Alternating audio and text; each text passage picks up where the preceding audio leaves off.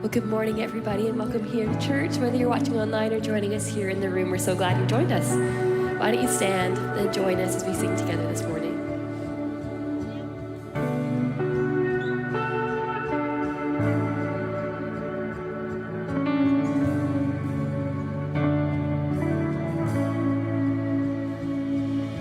Who thought I'd find you at the lowest place?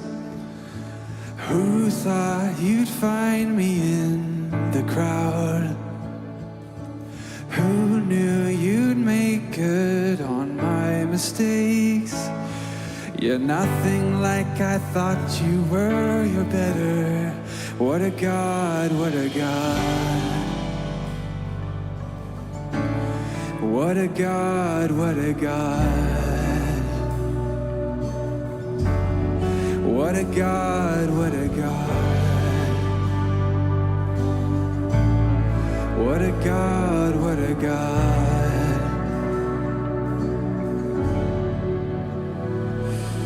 I thought you'd show up for perfection. 'Cause what kind of God looks for the lost? They say it's over for a sinner, but you say, no it's not, no it's not. You said, no it's not, no it's not. What a God, what a God. What a God, what a God. What a God, what a God. What a God, what a God.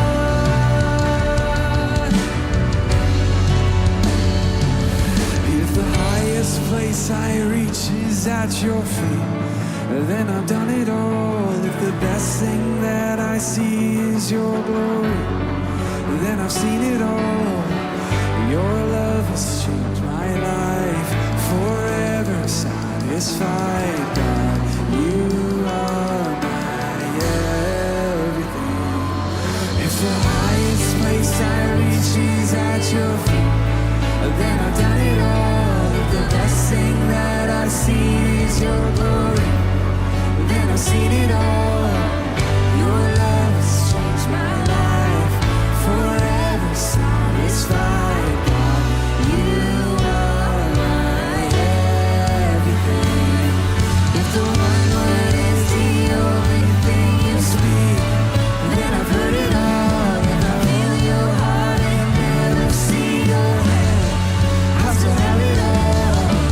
No treasure of this life could ever satisfy. God, you are my everything.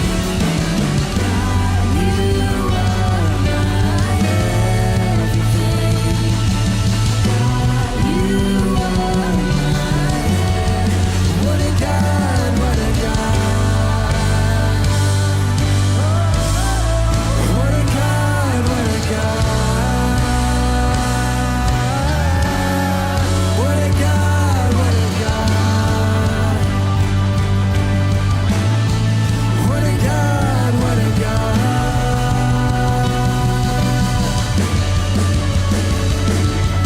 The highest place I reach is at your feet, and then I've done it all. If the best thing that I've seen is your glory, then I've seen it all.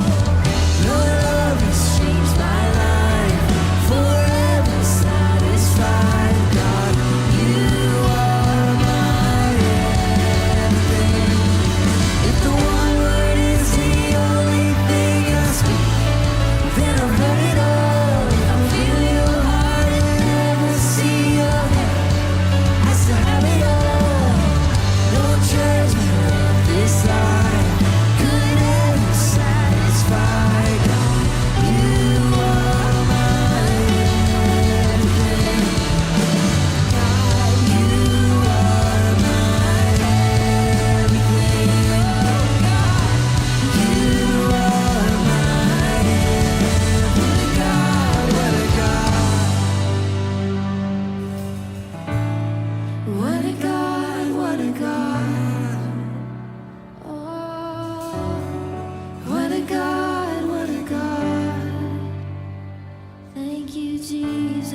gosh, what a God, what a God.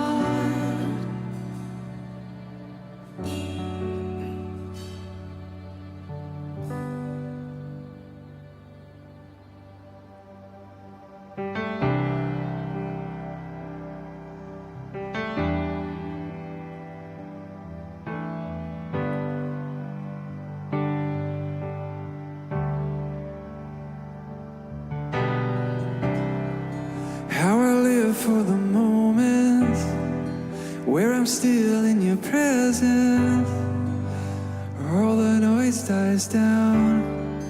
Lord, speak to me now. You have all my attention. I will linger and listen. I can't miss a thing, 'cause all I know, my heart wants more of you. My heart wants something new, so I surrender all. And all I want is to live within your love, be undone by who you are. My desire is to know you deeper. Lord, I will open up again, throw my fears into the wind. I am desperate for a touch of heaven. Oh, oh, oh, oh, oh. You're the fire in the morning, you're the cool in the evening, the breath in my soul, you're the life in my bones. There is no hesitation in your love and affection. You're the sweetest of all. Lord, I know my heart wants more of you. My heart wants something new, so I surrender all. And all I want is to live within your love, be undone by who you are. My desire is to know you deeper. Lord, I will open up again, throw my fears into the wind. I am desperate for a touch of heaven. Oh, oh, oh, oh, oh. I open up my heart to you.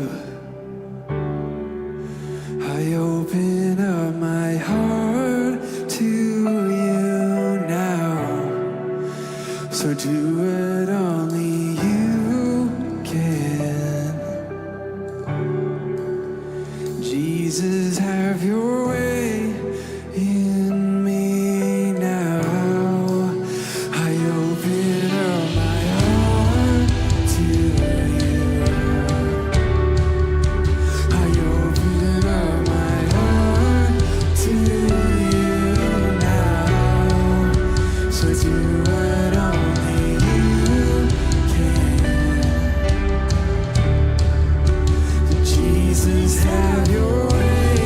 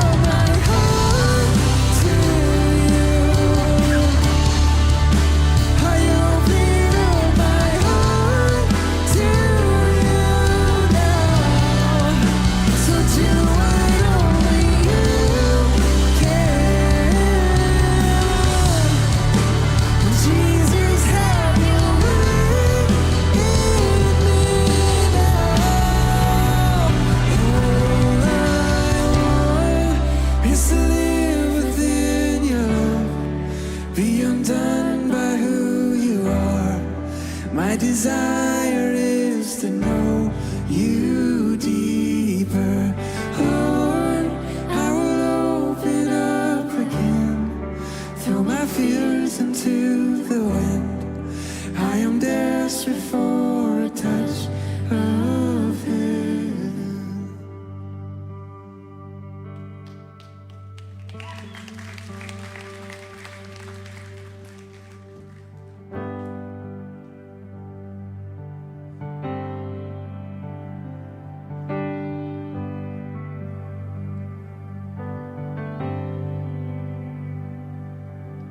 Open the eyes of my heart, Lord. Won't you open the eyes of my heart? 'Cause I want to see you. I want to see you. Open the eyes of my heart, Lord. Oh, won't you open the eyes of my heart? 'Cause I want to see you. I want to see you. To see you high and lifted up, shining in the light of your glory. Pour out your power and love as we sing, holy, holy, holy. You high and lifted up, shining in the light of your glory.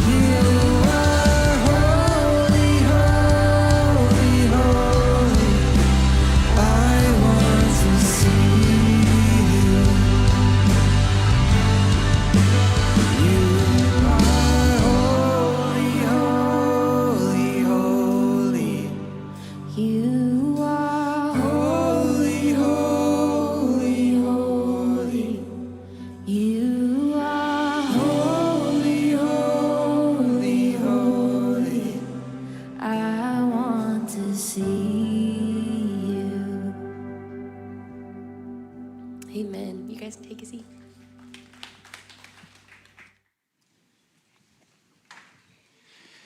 Well, good morning, everyone, and welcome to Southside Church. My name is Spencer, and I'm on staff here, and it is so good to be together this morning. If you're here and you're new with us, whether you're watching online or you're here in person, I'm just so glad you're joining us. And I want to ask that you do one thing for me. It's really easy. Take out your phone right now and text the keyword HELLO to our phone number, 604-670-3040. That'll take you to our digital connections card. And it only takes about 60 seconds to fill out, but when you fill that out, it just allows for us to get to know you better and to know how we can best connect you here at Southside. And as a way to say that we're so glad you're here and a welcome here gift, once you fill that out, we want to send you a $5 Starbucks e-card, which I think is really awesome. Now, every week we like to take some time to give together. And if this is new for you, or if this is your first time in church, I wanted to take a moment just to kind of tell you what it's all about. Because when we're at church and we start talking about money, it can feel a little bit weird, right? But there's something that we believe that's really important, that God doesn't want something from you. He has something for you. God doesn't want something from you. He has something for you. When we give, it's not because God needs our money. It's not because the church wants something out of you. It's actually the opposite. Giving is an invitation into something, into a life of generosity, a life of trust, and a life of freedom. The life that God truly, truly wants for you. Now, as a church, we believe that everything we have ultimately comes from God. That our lives, that our health, that our families, our jobs, our paychecks, all of it comes from Him. And as a way to recognize this, acknowledge this, and to grow our trust in Him, to learn to trust Him with our lives, we give a portion of what we earn back to Him through the church. Now, you may have heard the word tithe before. Now, the word tithe literally means a tenth. And this practice is an ancient practice that goes all the way back to when God invited His people to give the first 10% of what they earn back to Him. Now, again, it's not because God needed the money, right? It's because God knows that when we live our lives with open hands with our finances instead of clenched fists, something shifts in us. Something shifts, right? We actually begin to trust Him more. We begin to see how faithful He is, and we begin to live those lives that He talks about, lives of freedom, of trust, and generosity. Now, our mission as a church is to bring help, hope, and home to this city and beyond. Help through our Sunshine Fund, where we're able to support families going through critical illness like childhood cancer. Like our Love Them Both initiative, where we're able to walk alongside moms in crisis pregnancies. Real, tangible help for real people. Home, where, Southside Kids, we see hundreds of kids learning that Jesus loves them every single week. Or at Southside Youth every Wednesday, students finding community. And adults every week in small groups finding friendships that last and a place to belong. And hope.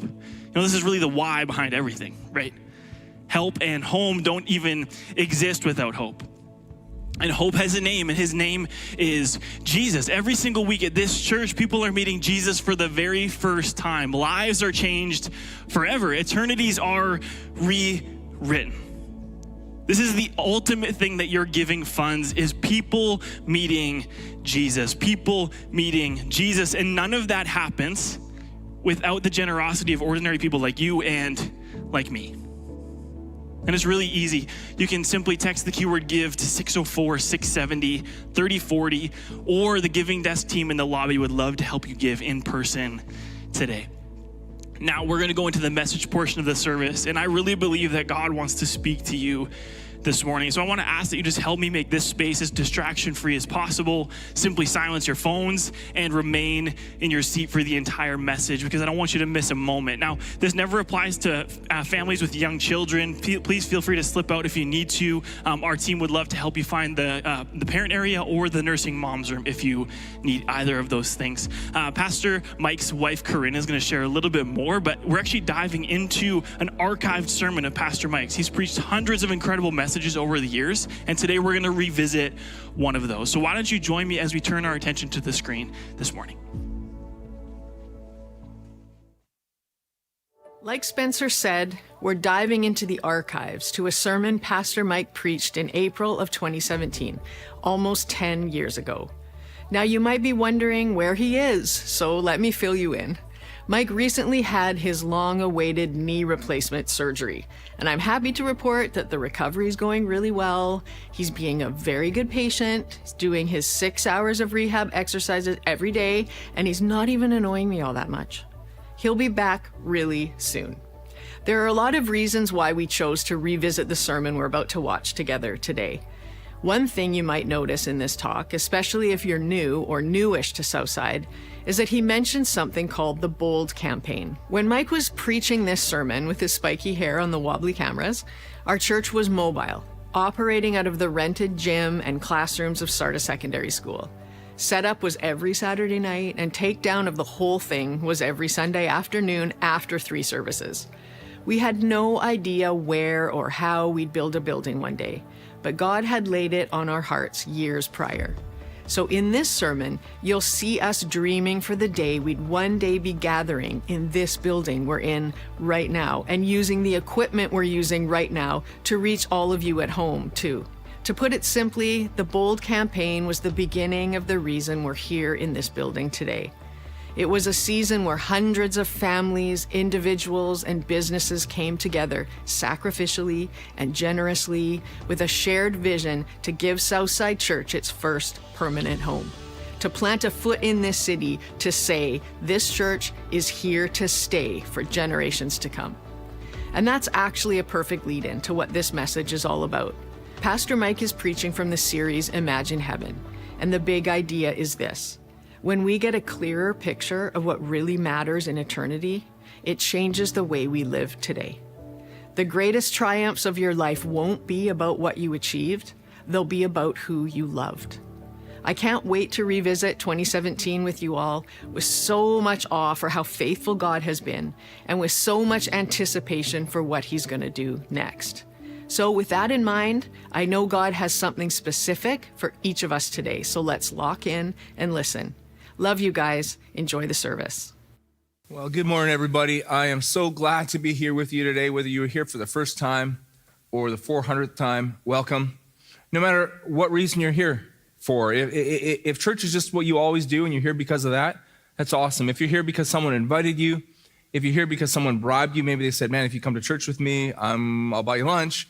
Or maybe they tricked you. They said, hey, you want to go to the gym? And you said yes, and well, technically speaking, this is a gym, and so here you are.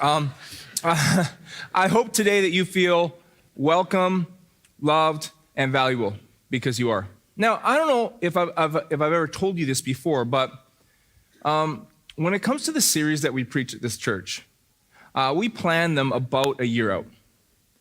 Now, of course, we always say to God, you always have the ability to preempt our regular scheduled programming, but we plan our series about a year out.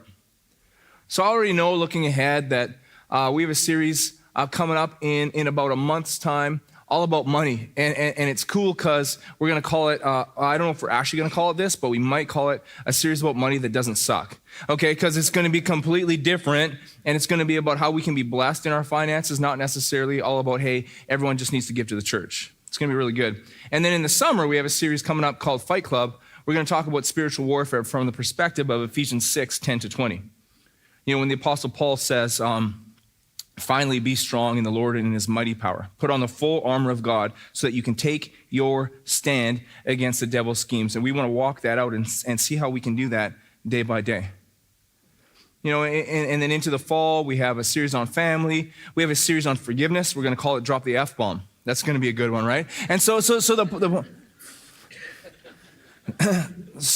point is, we plan well in advance. And so for this Heaven series, we've been planning this thing for the better part of 6 months.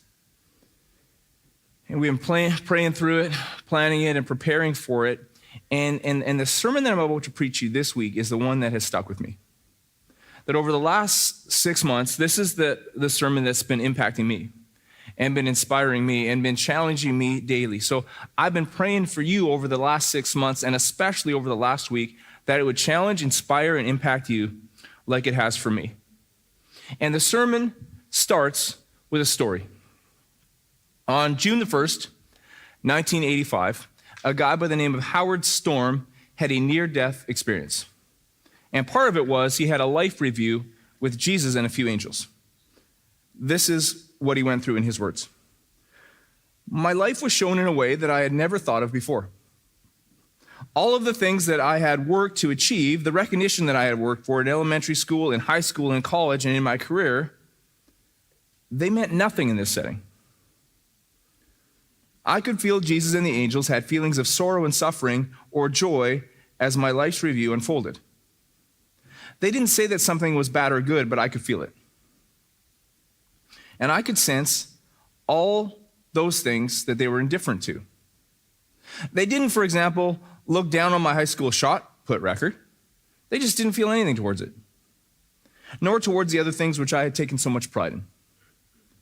What they responded to was how I had interacted with other people.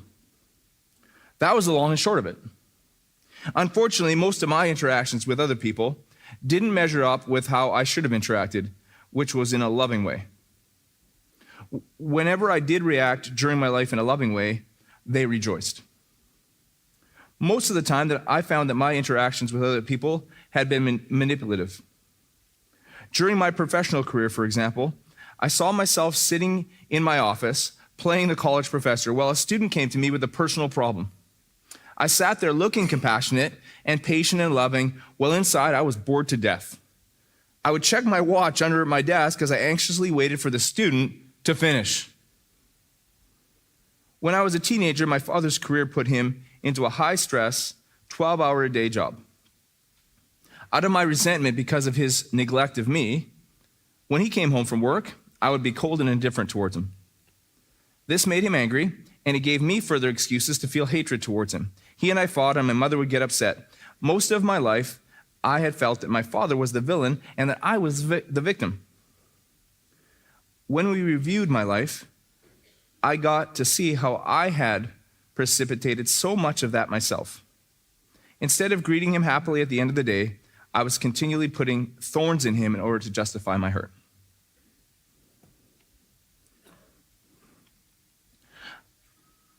I got to see when my sister had a bad night one night, how I went into her bedroom and I put my arms around her. Not saying anything, I just lay there with my arms around her.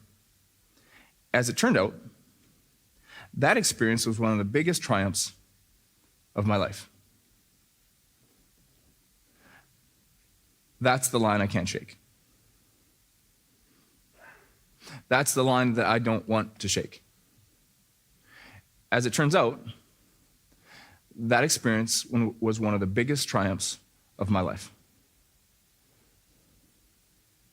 See, in this series, we're using this book called Imagine Heaven, and stories like the one that I just read you out of the book to kickstart a conversation about heaven. Because I'm convinced that when we get a better idea of what happens to us when we die, it will change the way that we live. For example, in Matthew chapter 6, Jesus was hanging out with his disciples one day, and he taught them how to pray. He said, guys, look, when you pray, don't try to use all these big fancy words to make people think that you're really smart or a theologian. And Jesus said, and when you pray, you don't have to scream. Like, don't pray real loud so everyone's like, whoa, look, that guy's praying. Jesus said, God is your Father. So just talk to him. Just be real with him. And then Jesus gives them an example. He says, pray something like this. Our Father in heaven, hallowed be your name. Your kingdom come, your will be done on earth as it is in heaven. Let it be on earth as it is in heaven. Let it be on earth as it is in heaven. Let it be on earth as it is in heaven. Here's the thing. Relationships are a big deal in heaven. Loving people really, really matters in heaven to this degree. When it's all said and done for you, Listen, when it's all said and done for you, the greatest triumphs in your life will not be about a what, they will be about a who. The greatest triumphs in your life will not be about a what, they will be about a who. The greatest triumphs of your life will not be about a medal or a trophy, or a raise or a promotion or a corner office or a house or a boat or a car or a pair of shoes. The greatest triumphs of your life will not be about a world record. The greatest triumphs in your life, in my life, will not be about a what, they will be about a who. And for that reason, some of the things that we look on from the perspective of this planet as so big aren't quite as big as we think they are. And some of the things that we look on from the perspective of this planet as being kind of small are way bigger than we think they are. I would go as far as to say this. If you want to do great things, the best place to start is here. Do small things with great love. You want to achieve truly great things in your life? Start here. Do small things with great love. Here's why. The greatest triumphs of your life will not be about a what, they will be about a who. As it is in heaven, let it be on earth. Relationships, loving people, really, really matters in heaven. And I know for some people it's kind of hard to imagine because I talked about this last week. Heaven, pop culture heaven is kind of ethereal. You know, less than real, foggy, misty, you know, not tangible, but intangible. It's why when Mark Twain wrote The Adventures of Huckleberry Finn, he had Huck say this one day. He was walking along and he said, I imagine heaven as the kind of place where a person walks around all day carrying a harp and sings songs forever and ever and ever. Now, I've never heard any of you play a harp. I have heard some of you sing. With all due respect, I'm not interested in spending eternity listening to you do either, to be honest. It's why later on Mark Twain said, I'll take heaven for the climate and hell for the society. I'll take heaven for the climate and hell for the society, i.e. for the relationships.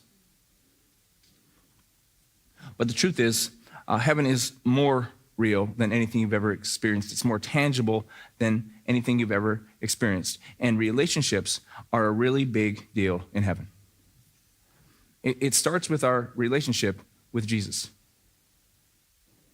When we get to heaven, we're going to meet Jesus face to face. Again, not pop culture Jesus. Not, hey, let's go get a gluten-free, sugar-free caramel macchiato Jesus, but like the King of Kings and the Lord of Lords Jesus. The best friend you've ever had, the best person you've ever met, the person that when you were around them, you said to yourself, I can't believe I get to be around this person. That's a glimpse of the beginning of a taste of what it's going to be like to be with Jesus. And here's the thing. The Bible says that when we call out to Jesus, we are adopted into God's family. So when we arrive in heaven, we arrive face to face with Jesus, who is our big brother. He's cheering you on. He's with you and he's for you. It's true today, and you'll see it face to face in heaven. I talked about this last week. I used that illustration. You know, when little Gabe, grade 8 or 9 Gabe, was playing basketball, and his big brother Lucas was in the stands, and he was waving his T-shirt over his head. I'm not sure that that's a good thing. You don't need to wave your T-shirt over your head, but the point is, what is true today will be true face to face in heaven. You will finally, fully understand that Jesus is with you, and he's for you, and he loves you. See, when you get to heaven, you will meet Jesus. And in him, you will figure out, you will realize that you are completely loved.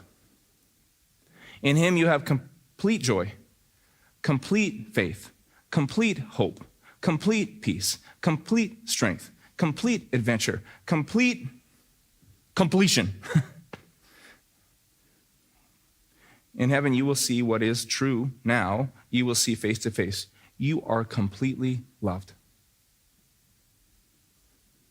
And 1 John 4:19 says, we love because he first loved us. You are completely loved, so you can completely love. As it is in heaven, let it be on earth. You are completely loved, so you can completely love. See, in heaven, you'll realize what is already true. You will see face to face what is already true. You are completely and totally loved. And as you are completely loved, you can completely love. Why did Jesus leave his throne in heaven and come to earth? Anyone? To save us. Yeah, awesome. And he did that by dying on the cross, right? So Jesus died on the cross. What is it? 2 Corinthians 5:21. He who had no sin became sin so that we could become the righteousness of God. When Jesus died, he died on the cross so we could live. When Jesus died on the cross, he said, give me your sin and your scars and your shame, and I will give you salvation. Jesus came to die, but he didn't just come to die, he also came to... What else did he do? 3 days later, rose again. You know, he kicked the door out of the rented tomb, right? He stepped out and he replaced defeat with victory. Death was swallowed up in life. Darkness was swallowed up by light. Despair was swallowed up by hope. Jesus came to save us. He came to die and rise again, right? Absolutely. But that's not all. Because if the only reason that Jesus came to earth was to die and rise again, then he probably would have lived in a cave in a mountain somewhere, and when he was about 33 years old, he would have stepped up and said, hey, let's get this over with. But he didn't do that. When Jesus was ready to start his ministry, well, first of all, he grew up in a family, worked for a blue-collar dad named Joseph as a carpenter, and when he was ready to start his ministry, he called 12 disciples. And for 3 years, he did life with them. He laughed with them. He ate with them. He cried with them, and he taught them. You know, he said things to them like, you want to know the 2 most important commandments? Love God, love people. And if you really love God, you will love people. You are completely loved, so you can completely love. And he did life with them. He taught them, love God, love people. But the first invitation that he ever gave to his disciples was, come, follow me. In other words, Jesus said, not just listen to me and do what I say, but watch me and do what I do. Follow me, follow me. And they did. They followed him. And you know what they saw? They saw that Jesus loved people. Man, like Jesus noticed people that no one else noticed. In that culture, little kids were an afterthought and they were marginalized, but Jesus never overlooked them. He encouraged little children and loved them. Jesus noticed and cared for people that no one else cared for. The poor and the crippled and the blind and the lame. Jesus valued people that others in that culture described as worthless, you know, sinners and tax collectors and the immoral and the imperfect people, you know, imperfect people like me and like you. Jesus healed the sick. He fed the hungry. He even raised the dead. And then, just as he was preparing to show the depth of his love, when he was going to go to the cross, die, and then rise again for the sins of you and the sins of me, he called his disciples in John chapter 15, and he said, a new commandment I give you. A new commandment I give you. Listen up, this is big. A new commandment I give you. Love each other as I have loved you.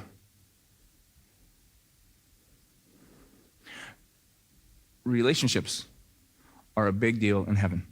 And the greatest triumphs in your life will not be about a what, they will be about a who. And some of the things that seem really, really big from the perspective of this planet aren't nearly as big as we think they are. And some of the small things are way bigger than we think they are. And if we want to do great things, here's a great place to start. Do small things with great love. The biggest triumphs of your life will not be about a what. They will be about a who. And you know where you can start? Start with your family.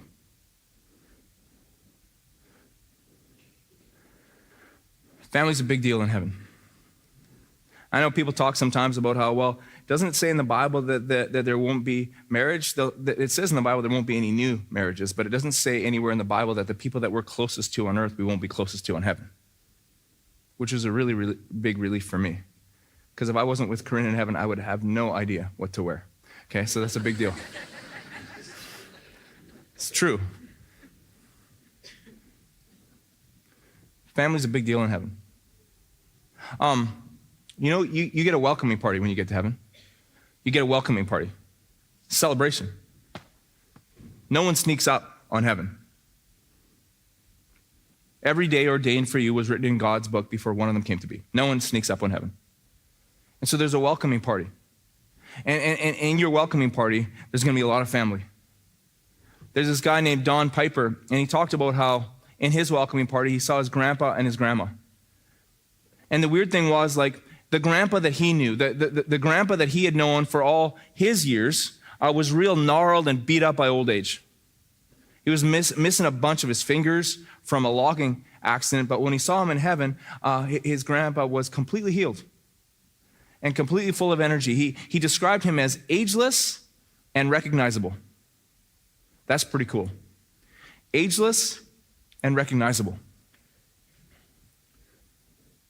His grandma, for all the years that Dawn had known her, was bent over almost double with osteoporosis. But not in heaven. In heaven, she stood tall, radiant, beautiful, healthy, full of energy. Ageless, but recognizable.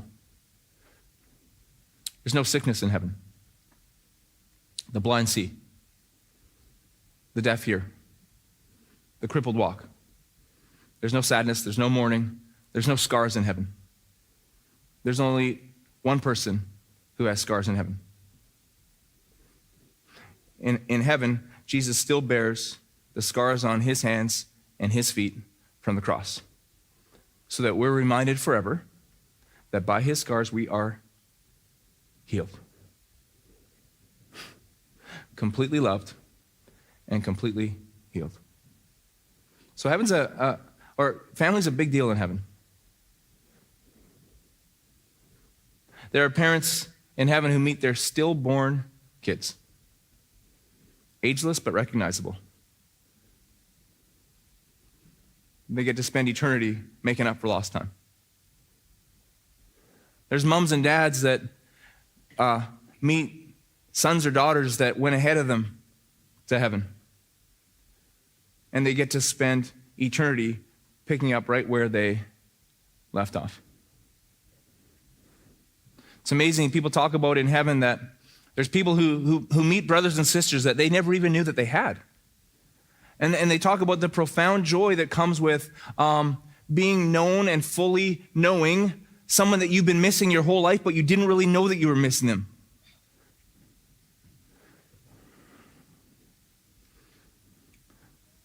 Heaven puts Ancestry.com to shame also. It's like Ancestry.com on steroids.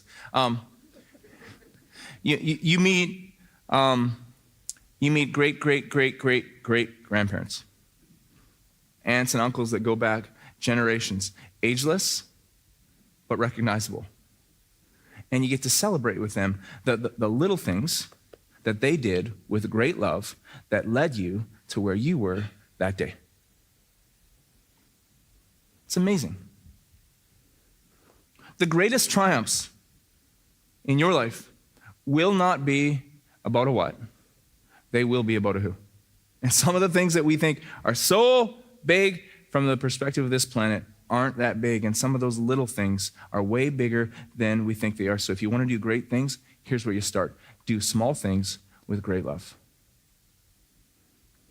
You get to celebrate the people who came before you, but you get to celebrate with the generations to come also. to look at how your words and your actions and your life led to them being in heaven. When you do a life review, apparently, what happens is you're able to remember the conversations you had, not only from your perspective, but you're going to know how the words that you spoke landed with the person you're speaking to. There's this pastor named Steve Sorgen,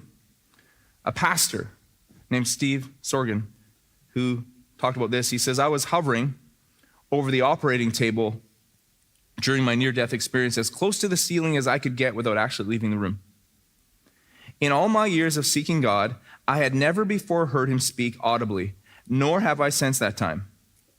But in this moment, God let me know how much he valued me. It's almost impossible to describe the perfect sense of acceptance that surrounded me. Yet even in the midst of this very personal embrace, part of me knew that not everything in my life had matched what God had intended for me. The doctors were in emergency mode, and God was calmly quizzing me. He said, do you know the names of your children's friends? Do you know the names of your children's friends? This was not a daydream. God wanted to know the answer, but I couldn't list a single one. I was caught dead to rights. The realization struck me like a bolt of lightning. I hadn't taken the time to get to know my children's best friends and long-term buddies. These friends had often visited our house. They were always welcome, but I was anything but hospitable. When they came, I was usually fixated on one project or another. Many times I just wasn't there. My job was important, after all.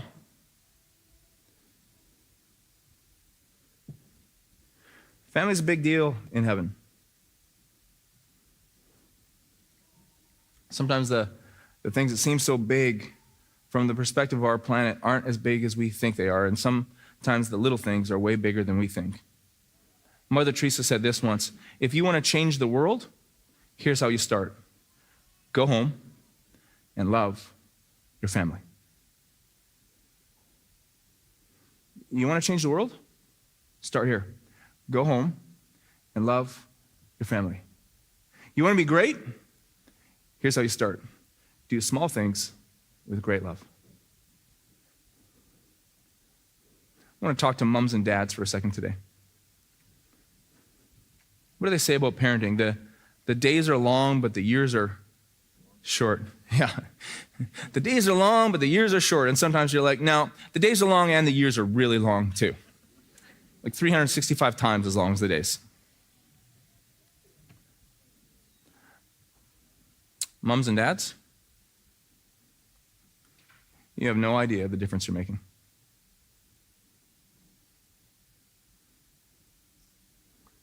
You're doing small things with great love. Small things with great love. Small things with great love. You have no idea the power and the impact of those small things that you're doing with great love. It's a way bigger deal than you think it is.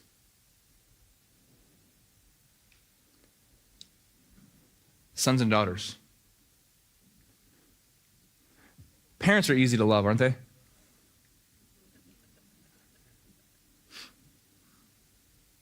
They never tell stupid jokes. At least my kids' parents never do. They're never annoying, you know. They always make perfect sense, fair. And yet you choose to love them. And you honor them. It's not easy, but you do. You have no idea the difference you're making. Small things with great love. Grandpas and grandmas. And it sometimes feels like, man, you've been there, done that, right? You kind of run the race. Yeah, I agree. Well done. But the greatest triumphs in your life, from now on, the greatest triumphs of your life will not be about a what? It will be about a who. Change the world when you love your family.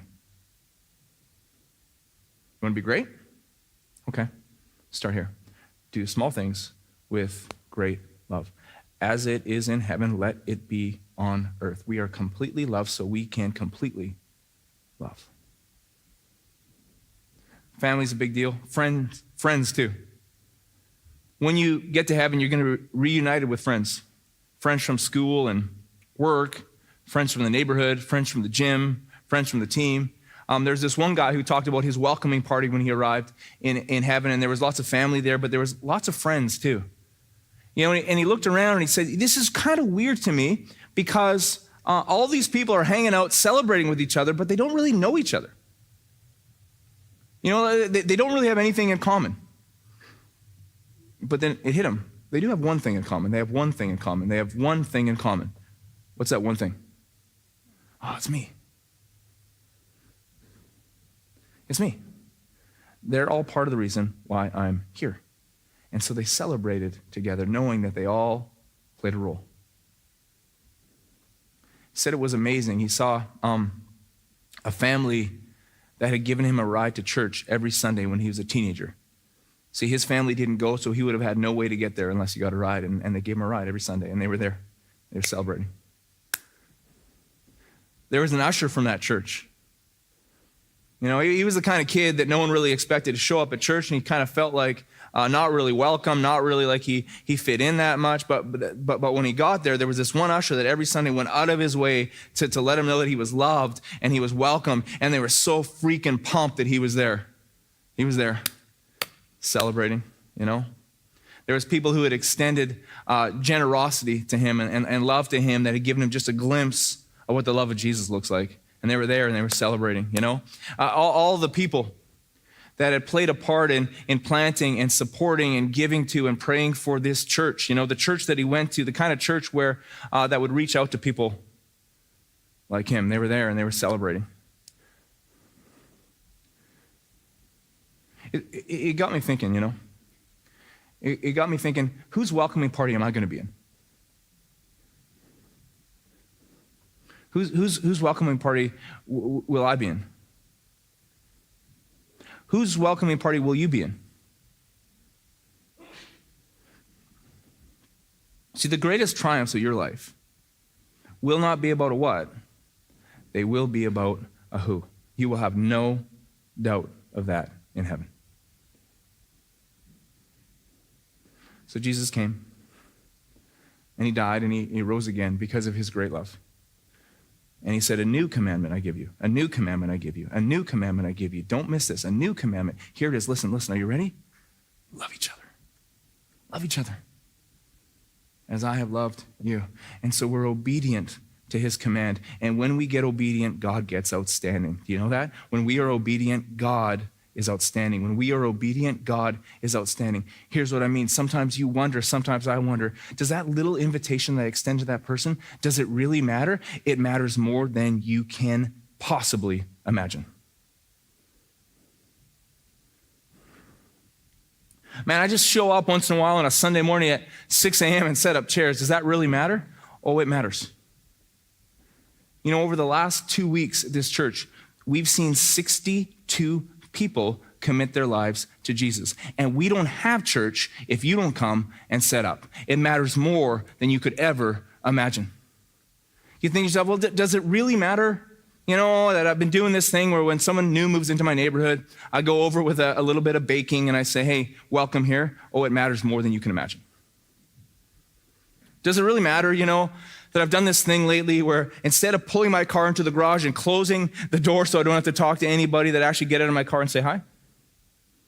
Or, I've been doing this thing at the gym lately. I've been doing this thing at work lately. I know it sounds kind of weird, but I ask people, how are you doing? And I actually kind of want to know. Oh, it matters more than you could possibly imagine.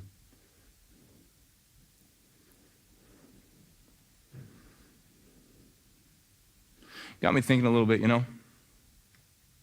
Doing this campaign here at Southside called Bold.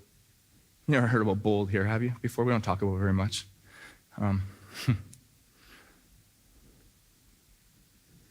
Doing this campaign called Bold, raising money to for the first time in the history of this church, have a full-time church home.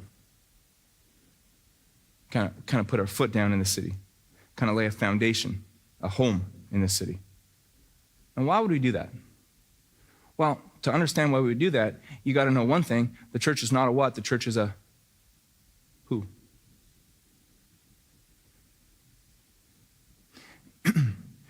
And God's given us this mission. And the mission is, you have been loved, so go love. You have been loved, so go love. You have been loved, so go love. As I have loved you, love this city. That's our mission. We have been loved, so we love. And because we love, God uses us to change this city, one life, one story at a time. One life, one story at a time. One life, one story, one marriage, one family, one little boy, one little girl, one mom, one dad, one life, one story at a time. As we have been loved, we love. We just deliver this message. There is a Savior. His name is Jesus. You just got to meet him. As we have been loved, we love. And so this Bold campaign is about putting this mission that God has given us and making it generational. Generational. That our generation steps up and says, for generations to come, there's going to be this church called Southside. And here's our mission. We have been loved. Fully, completely, and totally. And we will love for generations to come. For generations to come. Because one group of ordinary world changers in 2017 says, you know what? The greatest triumph in eternity is not about a what, it is about a who. And it really matters. You know, so I've been thinking to myself, what's it going to be like in heaven, man? We're going to be in this welcoming party. And because we were generous and because we were sacrificial and because we had faith, there's going to be somebody who comes 5, 6, 7 generations from now. And we're going to look at them and we're going to say, man, we've been expecting you.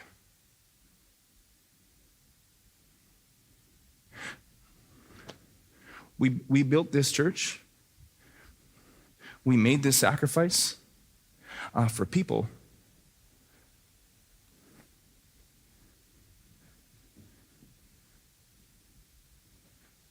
just like you. The rebels and the write-offs, the overlooked and the undervalued. Why? Oh, we've been loved. So we've loved completely and totally. And God takes that and he uses it to change this world, one life, one story at a time. One life, one story, one generation at a time. So I'm going to suggest something to you. The greatest triumph of your life will not be about a what, it will be about a who. As it turns out, that moment was one of the biggest triumphs of my life. The things that we think are so big from the perspective of this planet probably aren't quite as big as we think they are. And some of those little things with great love are way bigger than we could ever imagine. Some of that story that kind of reminded me of that was a few months ago. Our son Gabe was playing basketball, and we had some dear friends of ours come to watch. And they brought their 2 kids. One of their 2 kids is their 7-year-old son, Haven. I'm going to read you a story that Corinne wrote about that night. It says this: the stands were filling up. Warm-up music was on, and a group of boys was busy setting up the metal garbage cans ready to make some noise. Number 1, that's Gabe's number. Number 1 had been at the gym for hours already, doing everything he could to be ready to win this game. He had 20 points before the quarter was out, leading his team to a certain victory. In through the gym doors came a 7-year-old boy, holding tightly to the hand of his dad, anxiety etched on his face. This was his first basketball game. And he was here to watch his friend, number 1, who he had seen a few weeks before in the newspaper play the game that he was so gifted for. Haven didn't look at the world like other kids do. He saw meaning in things that other people didn't even notice. He felt things acutely that didn't even register on other children. He didn't really like to talk, and he found social interactions almost unbearably difficult. But he really wanted to watch his friend, number one, play basketball. So in he came, clutching his dad's hand tightly, finding a seat in the crowded stands. Number one didn't disappoint his little friend, Haven. God had gifted this player with a great gift, and he was playing like he was born to. Halftime came, and Haven hadn't uttered a single word, except a few to his dad. So engrossed he was in watching his friend play basketball. And then the moment came when number one left the bench and made his way across the gym floor and up onto the bleachers where Haven sat.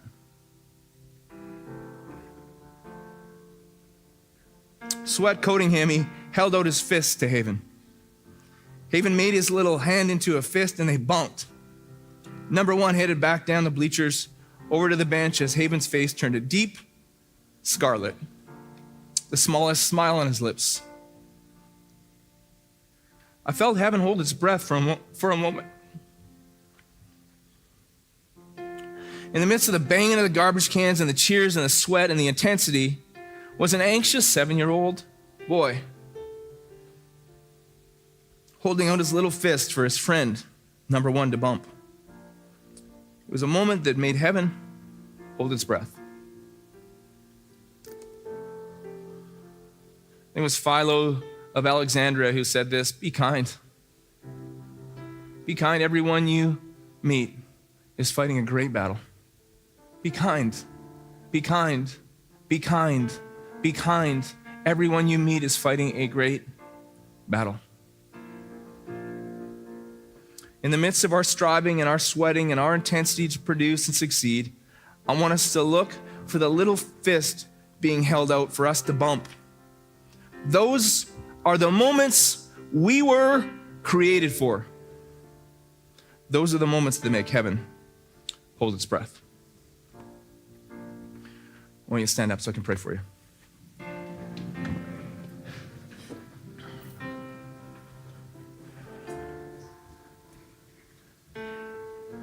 Our Father in heaven, hallowed be your name. Your kingdom come, your will be done on earth as it is in heaven. Thank you that we are fully and completely and totally loved. Thank you that you spared no expense, that you send your Son to die for us, to rise again for us. As we have been loved, may we love. As we have been loved, may we love. Give us eyes to see, God. Give us eyes to see those moments, the fist balled up, ready to be bumped. Give us eyes to see the moments that make heaven hold its breath. Give us ears to hear, to remember that the greatest triumphs of our life will not be about a what, but they will be about a who. Give us hands to work on the behalf of others, and give us hearts of generosity.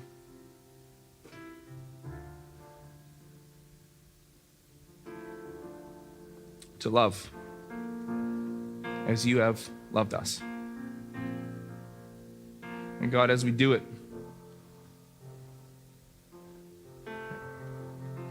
as we are obedient, as we love, as we have been loved, would you please use us individually? Would you please use us as this group of ordinary world changers called Southside to change this world, one life, one story at a time. In your name, amen. God bless you guys. Have a great week.